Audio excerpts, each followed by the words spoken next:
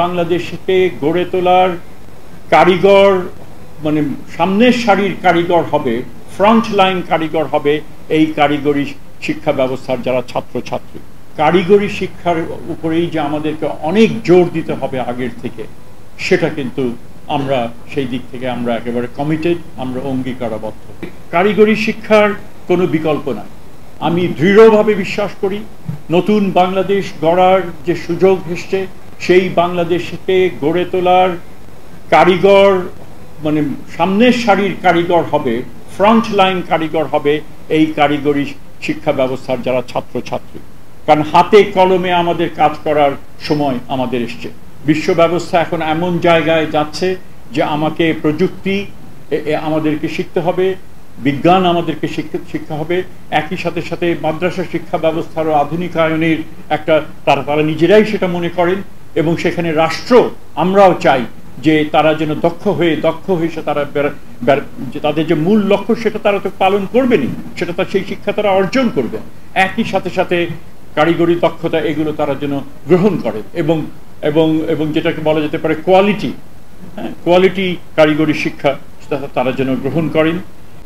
কারিগরি শিক্ষার জন্য দেশের যে এখন এই সরকারের যে সবচেয়ে যে একটা বড় রকমের যে প্রয়াস, যে আমাদের শিক্ষা ব্যবস্থাকে ঢেলে সাজাতে হবে। হয়তো আমাদের হাতে তেমন সময় নেই, কিন্তু তারপরেও কারিগরি শিক্ষার উপরেই যে আমাদেরকে অনেক জোর দিতে হবে আগের থেকে, সেটা কিন্তু আমরা সেই দিক থেকে আমরা একেবারে কমিটেড, আমরা অঙ্গীকারবদ্ধ। এবং সেই কারণে বেশ কিছু কার্যক্রম হাতে নেওয়া হয়েছে, এবং আমাদের সময় শেষ হওয়ার আগেই আমরা চাই তার কিছু কিছু কাজ আমরা করে দেব। আর এই জুলাই মাসেই সেই বড় রকমের আন্দোলন হয়েছিল, ছাত্রদের আন্দোলন হয়েছিল, শ্রমিকরা সেখানে যোগ দিয়েছিলেন, সেখানে ছাত্রদের পিতামাতারা বিশেষ করে মাতারা সেখানে যোগ দিয়েছিলেন, শিক্ষকরা সেখানে সমর্থন জুগিয়েছিলেন, সমগ্র জাতি এই ছাত্রছাত্রীদের পেছনে এসে দাঁড়িয়েছিলেন। কাজে সেই ধরনের একটা ব্যবস্থা, একটা নিপীড়নমূলক একটা ব্যবস্থা সেখানে ছিল। আমরা যারা নাগরিক হিসেবে যারা ছিলাম, আমরা ভুলে যেতে চাচ্ছিলাম, আমরা ভুলে যেতে বসেছিলাম যে আমাদের অধিকার নিয়ে আমরা নাগরিক, আমাদের অধিকার ছিল না, আমরা প্রজাতে আমরা পরিণত হয়েছিলাম।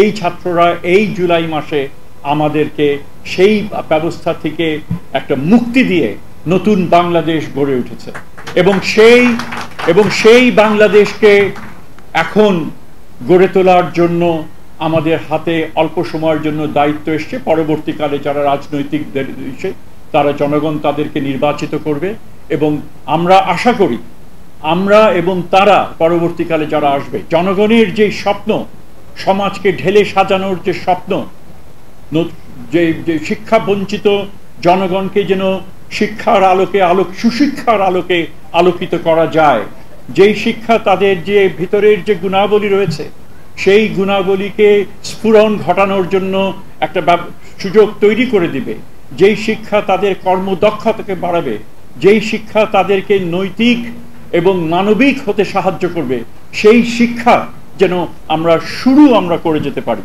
যে যার ইঙ্গিত আমাদের জেলা প্রশাসক কিছুক্ষণ আগে দিয়েছেন।